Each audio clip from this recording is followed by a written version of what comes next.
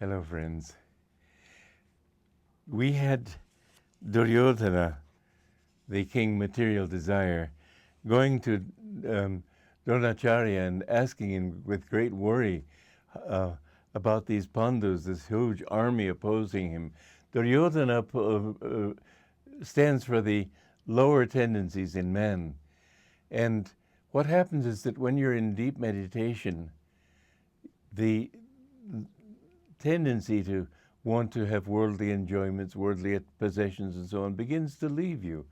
And the reason that Duryodhana is anxious at this moment is that he understands that he's no longer so important to this little ego.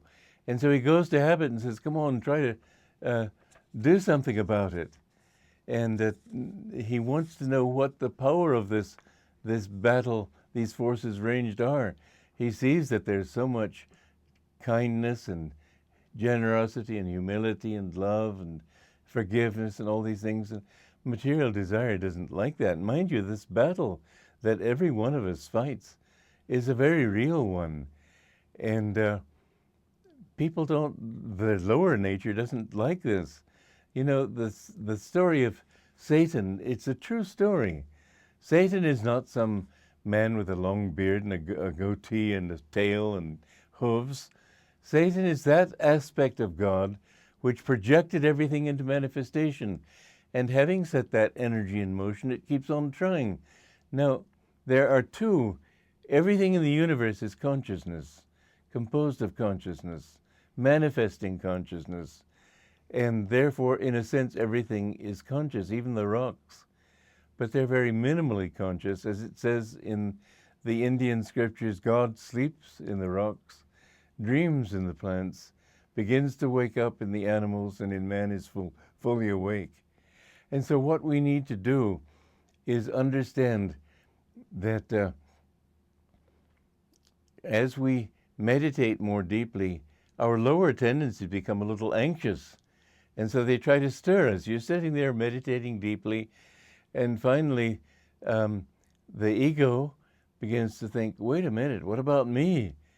And the desires awaken. You start wanting to fidget, and a little glass of milk would be pretty good right now, or a little walk and I'll come back, and I'll get back to it sooner or later. But everything in the subconscious mind is always trying to urge you to go outward into the involvement in the world.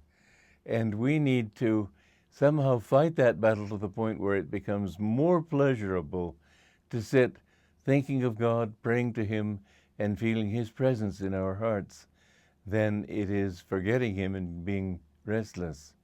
So Duryodhana is anxious at this point, and we'll take it from there. Duryodhana, seeing all these warriors ranged against him, he says, behold, O teacher, this great army of the sons of Pandu arrayed for battle by your own gifted student, because all of these qualities were really students of Dronacharya. Drishtadyumna, or awakened intuition. And here I'm having a commentary, which is a part of my translation of this first chapter of the Gita. The calm inner light, which appears also owing to the guidance of past spiritual tendencies. See, the experiences that we have in meditation also are permitted to us by our past tendencies. My guru told me that many of these things were denied to me because in past lives I was a great doubter.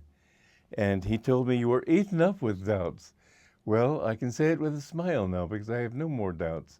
But still those tendencies are there. And he said, God will hide those things from you in this life. It's fine by me. I have absolute faith now.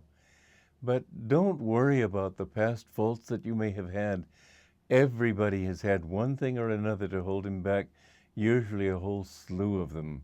What we need to do is understand that we are children of God, and Master saying, a saint is a sinner who never gave up. So one can advance far on the path and not even see this inner light. But those inner tendencies, if the habits are right and the tendencies are right, will awaken that feeling of light. Many times there's a light that appears here And I have seen it, but I don't see it regularly because of what my guru told me. I could call it a curse if I like, but I don't. I call it a blessing. This ability to overcome doubt, which I have gained over many lives, has made me a good teacher and has put me in a position of being able to help many people. There's no doubt that you could have, probably, that I wouldn't have had already myself. And so I don't mind that God keeps those things from me. He said that it will be until the end of life, and then God will reveal himself. That's fine by me. But the thing is that this light, many people, we were wanting to build an altar, a light of the spiritual eye in our temple in Assisi in Italy. And it's near Assisi, I should say. So we went to a place near Venice where they do this kind of work. We wanted to do it in glass. And we told the man it should have a golden circle on the outside, a blue field inside, and a five pointed white star, silver white star in the center. And he says, "What are you talking about?"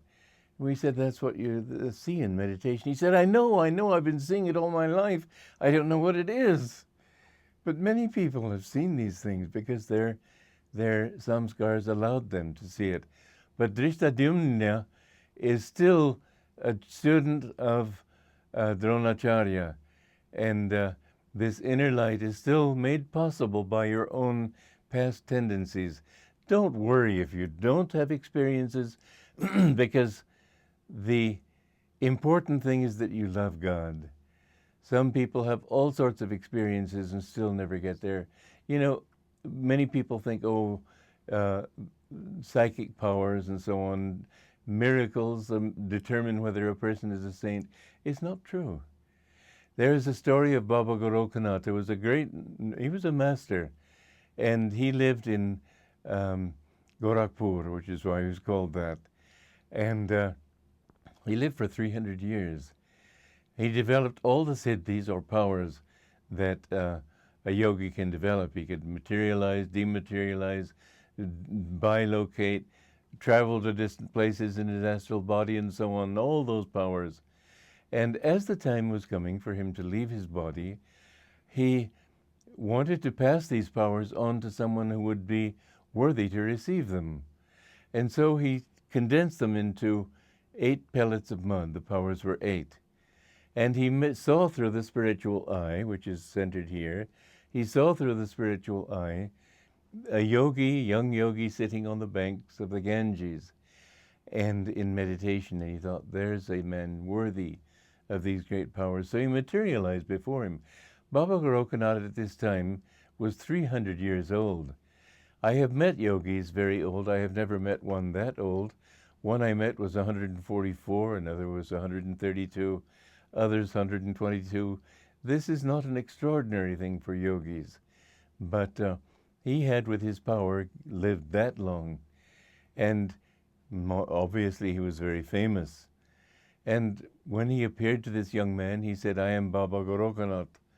And the young man looked at him and said, "Is that so?"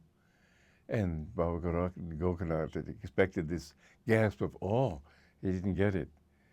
And he said, "I have been looking for someone. I see that the time has come to leave this body, and I have condensed my powers into 8 pellets of mud, and I've given these to you. I'm giving these to you because I see that you are worthy to receive them." And he did this with a very grand gesture.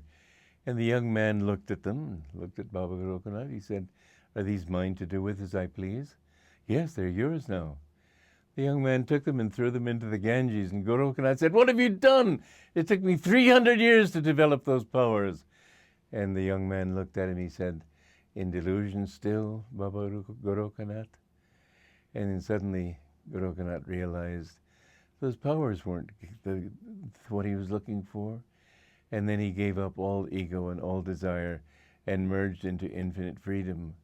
But that attachment to miracles, that attachment to powers, this is a delusion, and we should not be a part of it. But our tendencies from the past make people think sometimes that the more they can show to other people, the greater they are. This is not true. So love God for his love and for his bliss. God bless you.